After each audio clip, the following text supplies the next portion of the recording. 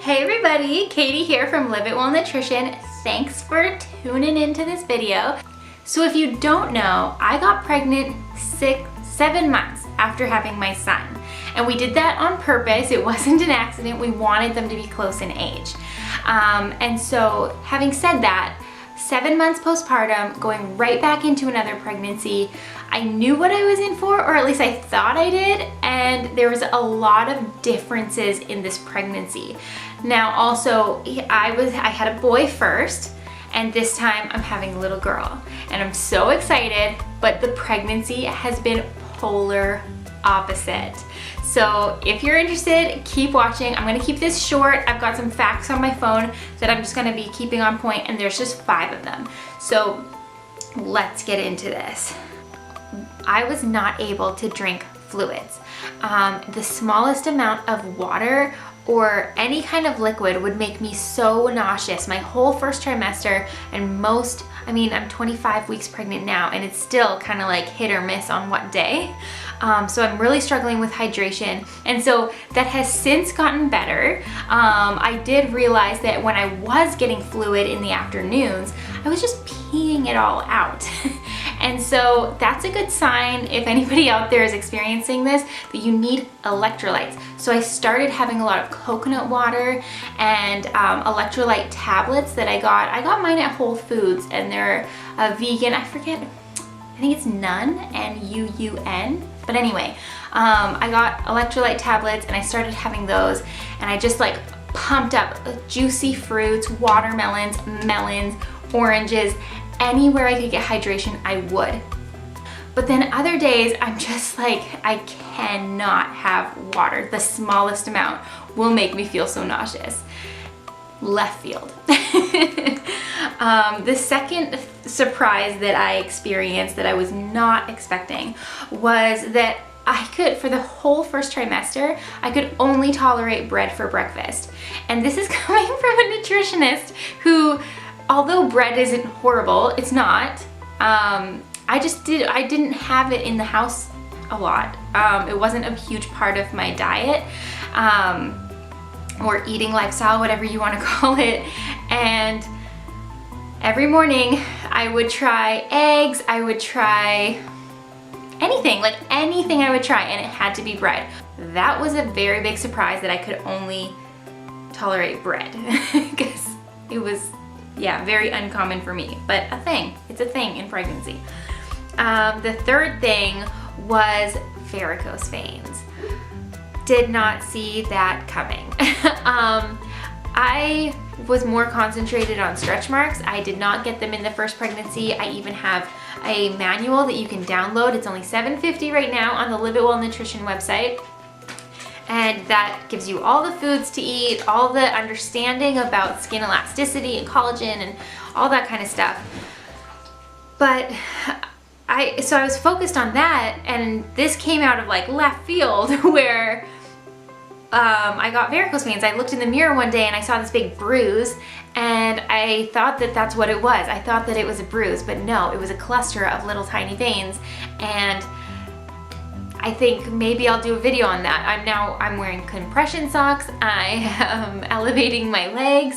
I am exercising more because it's different now. I already have a child, and although I'm running after him, it's just not the same, and I don't have the same time frames to work out, or the energy, because my energy was low this pregnancy. But yeah, witch hazel patches, like I'm gonna do a lot of preventative things so that it doesn't get worse and that maybe I can minimize the appearance. But I did not see that coming. I was looking elsewhere when that happened. Number 4 is how fast the pregnancy flies by. I had to call the midwife to see which week I was in, because unlike my first pregnancy where I was following it week by week to week, what size it was and what developmental changes were occurring, this time I'm doing my business. So I'm a working at home mom. I'm a mom and I honestly woke up one day and I was like, I'm 22 or whatever weeks pregnant. I'm 25 weeks pregnant now.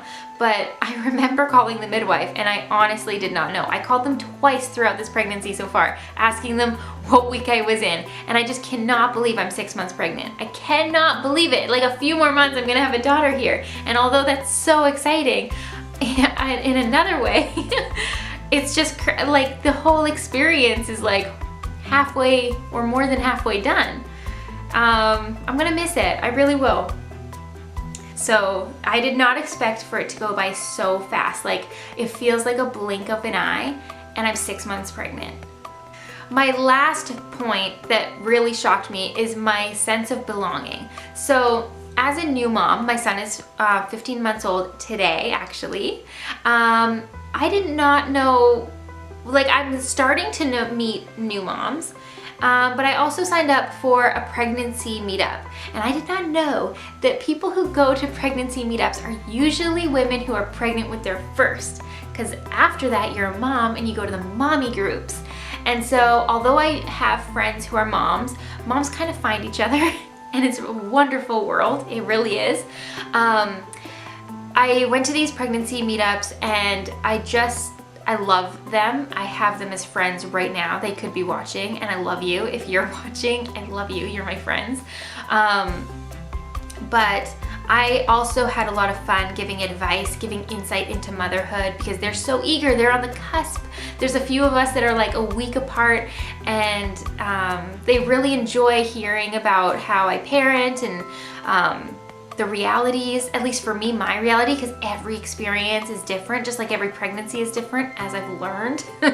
But as a way to support me, I don't think that they were equipped. Just like most people who aren't moms aren't really equipped, as well-intentioned as they may be, they're just not, they just can't meet you with your emotions. Or know exactly what you're going through. And I feel like when you try to rely on people, or you put that on people where you're asking for support to somebody who may not be equipped to support you, you may be left feeling more alone, more vulnerable because you just opened up to them,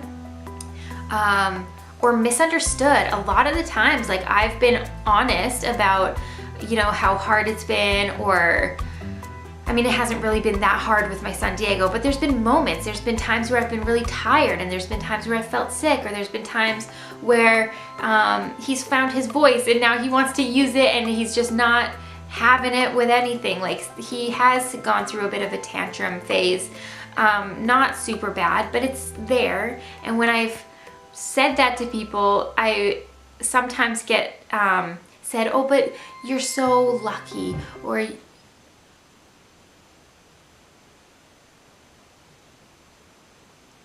okay, sorry, that was a neighbor. I thought nope, my son is... ¡Ahí voy! ¡Un momento! Where was I? My son is awake. I'm gonna go get him. I hear him walking around upstairs. But you sometimes get told like how to feel or how lucky you are, and you just feel misunderstood because you are grateful. You love your son or daughter more than anything, and so you don't really need to be told that. You need to be said like, yeah, that's rough, man, like been there, done that, this is what happened to me. And when you connect with other women on that level, it just makes you feel not alone, makes you feel understood, makes you feel not guilty for feeling those feelings. Anyway, I should go because he can't really open doors yet. So he's like knocking upstairs. Please like and subscribe if you did like this. Please like and subscribe. Please like Please like and subscribe if you did like this video. I'd love to have you check out the other videos. I'm gonna do lots of recipes coming up, more about mom life, more about natural living, and I'd love to see you around for that. So don't forget to hit the like button, hit that notification button so that you know when I'm uploading a new video. It's been pretty frequent lately, so loving that. You can find me for nutritional consulting at liveitwellnutrition.com. If you're interested, I do work via video chat, and I'm on Instagram, Facebook, YouTube, as you're seeing here, as Live It Well Nutrition. All right, and so until then, I'd love to hear your experience in the comments for your second pregnancy, back-to-back pregnancy, first pregnancy. Just tell me everything. And yeah, so I'd love to read those. Sorry, I'm so distracted because I'm about to just go upstairs and pick up my boy. So live it well. Live it well, because you only live once. Bye. Someone came to say hello. Yeah, you want to say hello to everybody? Hi, hola. Hola, ¿cómo estás? Amigos. Yeah, we're gonna have some lunch.